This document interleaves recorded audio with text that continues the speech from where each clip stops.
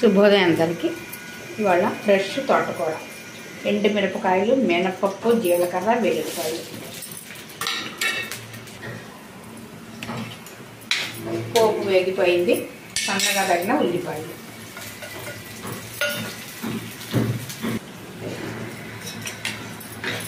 ఉల్లిపాయలు కూడా బాగా మగ్గిపోయాయి. ఇప్పుడు తగినంత ఉప్పు, కొంచెం పసుపు, సన్నగా తరుక్కున్న తోటకూర. చూసారా ఎంత బాగుందో, ఫ్రెష్ తోటకూర. పొద్దున్నే వాకింగ్కి వెళ్ళినప్పుడు తెచ్చేసుకుంటాం.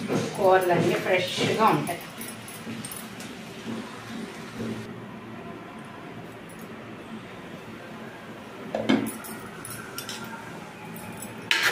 కూర అంతా బాగా మగ్గిపోయిందండి.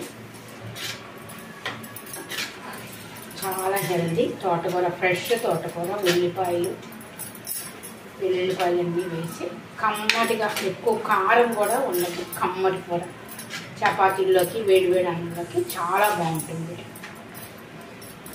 తోటకూర అందులో మంచి ఐరన్ అండి.